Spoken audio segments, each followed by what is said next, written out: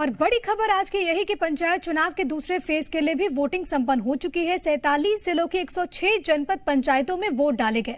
23,967 केंद्रों पर कड़ी सुरक्षा के बीच वोटिंग हुई है। थोड़ी देर में पंचायत चुनाव की काउंटिंग शुरू हो जाएगी, क्योंकि विकासखंड जो स्तर होता है उस पर वोटिंग के बाद ही ये प्रक्रिया शुरू हो जाती है। हालांकि चुनाव के जो नतीजे हैं उसके बाद तमाम जगहों से सामने आएंगे, लेकिन आपको बताते चले कि 25 जून को पहले फेज का चुनाव खत्म हुआ था। दूसरे फेज के तहत आज लोग पहुंचे। अलग अलग जगहों से बहुत खूबसूरत तस्वीर सामने आई, जहां पर लोगों ने बढ़ चढ़कर अपने अधिकार का इस्तेमाल किया और लोग अपने अपने मुद्दों को जहन में लेते हुए यहां पर पहुंचे और उन्होंने अपने मताधिकार का इस्तेमाल करते हुए अपने प्रतिनिधि का चयन किया है। त्रिस्तरीय पंचायत चुनाव 47 जिलों की 106 जनपद पंचायतों में डाले गए वोट। हालांकि छुटपुट घटनाएं अलग अलग जगहों से सामने जरूर आई, लेकिन कुल मिलाकर अगर हम देखें तो शांतिपूर्ण तरीके से ये चुनाव भी संपन्न हुआ है। हालांकि वोटिंग परसेंटेज क्या कुछ सामने आता है इसको लेकर थोड़ा सा इंतजार करना होगा, क्योंकि 3 बजे तक वोटिंग हुई है, तो अब देखना होगा कि क्या जानकारी सामने आती है। अमूमन आप सभी को मालूम है कि जो वोटर्स होते हैं, जो मतदाता होते हैं, अगर वो पहुंच चुके हैं वोटिंग जहां पर केंद्र है, सेंटर्स हैं, तो पहले वो जितने लोग पहुंचे हैं उनको वोटिंग करा दी जाएगी और उसके बाद फिर देखने को मिलेगा कि क्या अपडेट परसेंटेज के लिहाज से आता है। कुछ तस्वीरें इस वक्त आपकी टीवी स्क्रीन पर है। देवास, बालाघाट, खरगोन, बड़वानी, पन्ना की तस्वीरें, श्योपुर की भी तस्वीरें। देखिए किस तरीके से लोग यहां पर पहुंचे, अपने मताधिकार का इस्तेमाल किया। अच्छी बात यह रही कि बुजुर्गों में जितना जोश था उतना ही युवाओं के भीतर भी था। महिलाओं ने भी इस बार बढ़ चढ़कर हिस्सा लिया। हालांकि पिछली बार हम देखें तो 25 जून को जो पहले फेज का इलेक्शन हुआ था उसमें भी महिलाएं काफी उत्साहित नजर आईं, और अभी भी आज जब दूसरे फेज का चुनाव हुआ है तो यहाँ पर भी महिलाओं में गजब का उत्साह था। अब आखिरी जो फेज है उसके तहत 8 जुलाई को वोटिंग होगी, जहाँ पर अलग अलग जो बाकी के क्षेत्र हैं वहां पर वोटिंग कराई जाएगी अलग अलग पदों के लिए।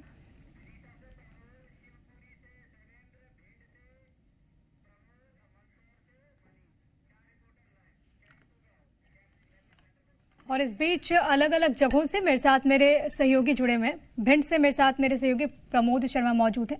श्योपुर से मेरे साथ मेरे सहयोगी शैलेंद्र जुड़ गए। इसके अलावा 2 अन्य सहयोगी मेरे साथ मंदसौर से मनीष पुरोहित मौजूद हैं। इसके अलावा मेरे साथ मेरे सहयोगी भिंड से प्रदीप मौजूद हैं। सबसे पहले विदिशा का रुख करते हैं, जहां से प्रमोद मेरे साथ मेरे सहयोगी मौजूद हैं। अगर प्रमोद वहां की बात करें और साथ ही साथ दर्शकों को ये भी अपडेट दीजिएगा कि दूसरे फेज का तो चुनाव संपन्न हो चुका है, वोटिंग परसेंटेज को लेकर क्या जानकारी हमारे पास, और विदिशा में किस तरीके का माहौल देखने को मिला?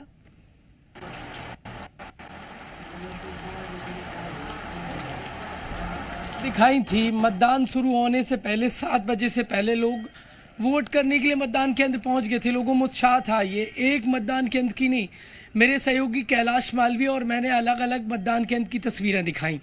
और इस बार मतदाता क्या सोच रहा है, विकास को लेकर वोट दे रहा है, ये भी लोगों की प्रतिक्रिया बताई।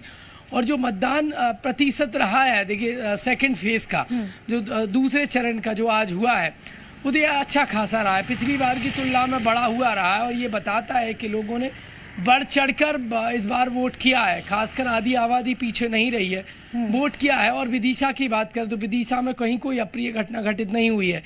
अब महत्वपूर्ण तो ये कई जगह लेकिन ऐसी घटनाएं सामने आई हैं जिन्होंने सवाल खड़े कर दिए हैं, और कई जगह तो ऐसी स्थितियां हो सकता है राज्य निर्वाचन आयोग उन मतदान केंद्रों का इलेक्शन भी शून्य कर दे। तो ये तमाम सवाल हैं जो रह कर खड़े हो रहे हैं कि तमाम चाक चौबंद व्यवस्था के बीच भी इस तरीके की अप्रिय घटना घटित होना कैसे स्वाभाविक है। देखिए सोचने पर मजबूर तो कर दिया है पुलिस प्रशासन को, लेकिन महत्वपूर्ण ये हो जाता है कि अधिकतर जगह शांतिपूर्वक मतदान हुआ है और कई जगह इक्का दुक्का जगह अभी भी वोटिंग चल रही है, क्योंकि भारी भीड़ थी, बीच बीच में बारिश हो गई, इसके चलते जो मतदान की जो लेयर थी वो रुक गई थी। लेकिन अब जो मतदान केंद्र पर जो लोग मौजूद हैं उनको टोकन दिए गए, वो वोटिंग करते नजर आ रहे हैं और कुछ ही देर में सभी जगह लगभग 100% सब जगह मतदान खत्म हो जाएगा और काउंटिंग का काम शुरू हो जाएगा। कई जगह तो काउंटिंग पूरा भी हो गया है, कई जगह काउंटिंग चल रही है और छिटपुट जगह इक्का दुक्का जगह यदि हम बात करें तो काउंटिंग थोड़ी देर में शुरू होगी। अल्टीमेटली देखिए जो चौबंद व्यवस्थाएं थी, लगभग 49,000 पुलिस जवानों को डिप्लॉयमेंट किया गया था, चप्पे चप्पे पर तैनात किया गया था। तो विदिशा की बात करें तो विदिशा में कहीं कोई ऐसी घटना, ठीक है, ये अच्छी बात है कि विदिशा प्रभावित से करने ऐसी वाली तस्वीर सामने नहीं आई। वहां पर शांतिपूर्ण तरीके से लोगों ने अपने मताधिकार का इस्तेमाल किया। शिवपुरी का रुख कर लेते हैं, शैलेंद्र मेरे साथ मौजूद है। और शैलेंद्र, आपके आसपास कई सारे ऐसे लोग भी नजर आ रहे हैं, लोगों ने आज बढ़ चढ़कर वहां पर भी पहुंचे, अपने मताधिकार का इस्तेमाल किया।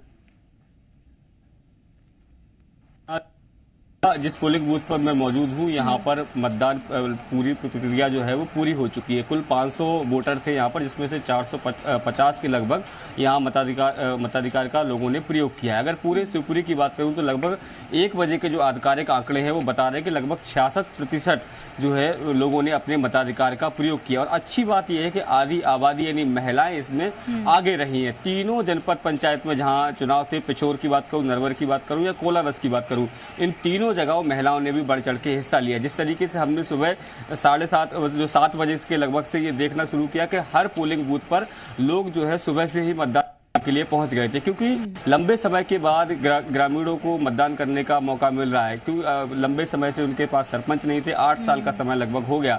कहीं ना कहीं गांव का विकास जो है वो पिछड़ रहा था। तो ऐसे में अब जो आज जो है मताधिकार का प्रयोग बढ़ चढ़ के लोगों ने किया है। 3 बजे तक के आंकड़े जो है वो कुछ बाद जारी हो तो ये माना जाएगा कि शिवपुरी जिले में लगभग 80% के आसपास जो है वो मतदान प्रतिशत रहने की पूरी उम्मीद है।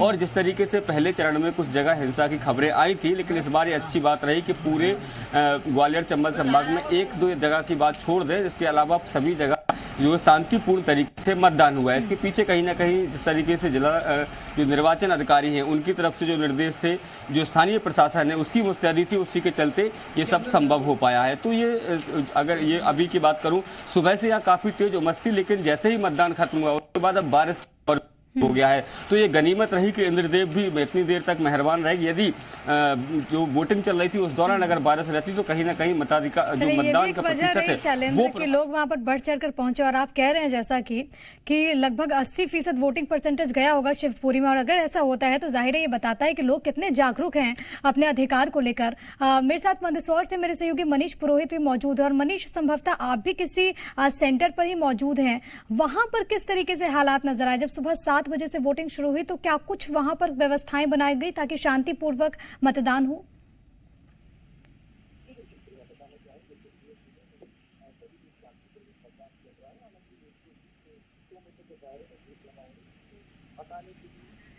मनीष, आपकी आवाज़ बहुत धीमी आ रही है, यहाँ पर शायद कुछ खामी है। जैसे वो खामी दुरुस्त होती है मैं लौट रही हूँ आपके पास। लेकिन भिंड का रुख कर लेते हैं। प्रदीप मेरे साथ, मेरे सहयोगी वहाँ पर मौजूद हैं। प्रदीप, बीते 25 तारीख को हम बात करें तो जब वहाँ पर फर्स्ट फेज का इलेक्शन हुआ था तो बवाल की भी कई सारी तस्वीरें भिंड से सामने आई थी। इस बार जहाँ जहाँ चुनाव हुए वहाँ पर किस तरीके से प्रशासन की मुस्तैदी नजर आई? जी प्रिया, आपको बता दो, इस बार जो जिला प्रशासन है उसने चुनाव आयोग में पूरी पुख्ता बंदोबस्त के ज्यादातर ड्रोन की व्यवस्था की गई थी। सीसीटीवी कैमरे बढ़ाए गए थे। इस बार ड्रोन काफी जगह उपयोग किया गया है। पंचायत शुभ गाँव वाले जो उपद्रवी थे उन्हें दहशत भी हुई, कहीं ड्रोन में फोटो आ गया तो उनका काफी नुकसान होगा। उनको जो चुनाव का रिपोर्ट का जो निर्णय लिया गया था भिंड में 5 लाख रुपए जमा करने का, वो कहीं ना कहीं इफेक्टिव रहा है। इस बार जो उपद्रवी थे वो तक नहीं आए, क्योंकि 2 जो पंचायतें जो 2 जगह चुनाव हुए थे अटेर और भिंड में, उनमें जो एक जमासा पोलिंग था जिसमें नरेंद्र सिंह कुशवाहा और राजीव रुदौली समेत जो प्रत्याशी थे जिला पंचायत वार्ड के, उनको नजरबंद रेस्ट हाउस में कर दिया गया था। कहीं उपद्रव की संभावना, पुलिसपति को उपद्रव कर सकते हैं, प्रत्याशी आपस में झगड़ सकते हैं, तो उनको बिल्कुल नजरबंद करके रेस्ट हाउस में बंद कर दिया गया था। हालांकि 2 जगह छोटी-छोटी घटनाएं सामने आई है। एक रानी बिरगमा पोलिंग बूथ पर आई, दूसरी नई गली में। तो रानी बिरगमा में पंचायत सचिव की मारपीट कर दी थी और जो उपद्रवी तौर पर पोलिंग बूथ पर कब्जा करने का दोनों जगह प्रयास किया था, लेकिन पुलिस की मुस्तैदी से वो भी कहीं ना कहीं नाकाम हो गया। और जो कुल मिलाकर बताएं तो चुनाव ज्यादातर दूसरे फेज का है वो शांतिपूर्ण संपन्न हो चुका है और पुलिस ने पूरी व्यवस्था जिस मुस्तैदी संभाली है।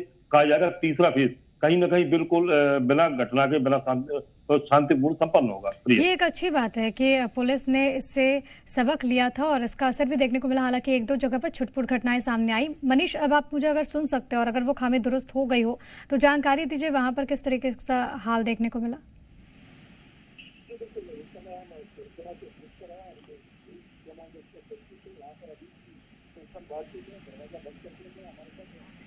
मनीष, आपकी आवाज़ नहीं आ रही और बहुत महीन आ रही है आपकी आवाज़। मैं शायद कुछ खामी आ रही है, अगर वो दूर होती है तो मैं लौटती हूँ आपके पास। लेकिन एक बार फिर से प्रमोद, आपके पास आते हुए अलग अलग जगहों से तस्वीर सामने आई और हमने देखा कि किस तरीके से महिलाओं में भी ज़बरदस्त उत्साह देखने को मिल रहा है और लोगों ने बढ़ चढ़कर इसमें हिस्सा लिया। वो तस्वीरें भी अपने दर्शकों को इस वक्त हम दिखा रहे हैं। कुल मिलाकर चुनाव आयोग की ओर से जिस तरीके से प्रशासन की ओर से तमाम तरह की व्यवस्थाएं देखने को मिली, एक सफल स्ट्रैटेजी हम इसे कह सकते हैं। बिल्कुल कह सकते हैं और हुआ भी है, लेकिन बेहद महत्वपूर्ण तो ये है कि जिस क्षेत्र में मैं रिपोर्टिंग कर रहा था वो बहुत, देखिए, ग्रामीण क्षेत्र था। विकास से तो उसका कनेक्शन कट था और इस बार जो वोटर वोट कर रहा है, जो मोहर लगा रहा है, वो ये उम्मीद के सहारे लगा रहा है कि हम जिसको चुन रहे हैं वो विकास करेगा। जो गांव में गंदगी है, जो विकास नहीं हुआ है, डेवलपमेंट होना चाहिए, सड़क बनना चाहिए, कीचड़ से निजात मिलना चाहिए, वो इस बार मिलेगी। ये उम्मीद के साथ वोटर ने मोहर लगाई है और यकीन मानिए फैसला, देखिए, जो भी होगा वो जीत का ही होगा। कोई ना कोई कैंडिडेट जीतेगा, लेकिन तस्वीर बदलना चाहिए क्योंकि मध्य प्रदेश में पंचायत चुनाव जो चल रहे हैं और छोटी सरकार, गाँव की सरकार बनाने के लिए दिन भर सुबह 7 बजे से 3 बजे तक जो वोटिंग चली, लोगों ने बढ़ चढ़कर इसमें हिस्सा लिया है, भाग लिया है और शांतिपूर्वक मतदान तो संपन्न हो गया है। लेकिन अब वोटर के जो मन में था, मन में सोचकर जो वोट मोहर लगाई है, देखिए, नतीजे के बाद क्या विकास की गंगा उन गांवों में बहेगी, ये रह रहकर सवाल खड़ा हो रहा है। और सवाल तो ये भी है कि वोटर की मनसा पूरी हो पाएगी और क्या हम नेक्स्ट टाइम जब वहाँ रिपोर्टिंग करने पहुंचेंगे तो क्या ये तस्वीरें जो हमें देखकर ठीक नहीं लगा, जनता जो परेशान हो रही, कम से कम उसको निजात मिलेगी। यही कोशिशें भी होंगी और यही उम्मीद भी है कि जिस तरीके से वहां पर आम जनता ने अपने प्रतिनिधि का चयन किया है, कम से कम वो उम्मीदें उनकी पूरी हो। लोगों ने अपना फैसला सुरक्षित कर दिया है। बहुत धन्यवाद आप तमाम सहयोगियों का हमारे साथ जुड़ने के लिए और तमाम बातचीत और जानकारी हम तक पहुँचाने के लिए। खबरों में बने रहने के लिए आप हमारे फेसबुक, ट्विटर और इंस्टाग्राम पेज को फॉलो कर सकते हैं। लेटेस्ट अपडेट के लिए आप हमारे यूट्यूब पेज को सब्सक्राइब भी कर सकते हैं और हाँ, बेल आइकन पर क्लिक करना ना भूलें।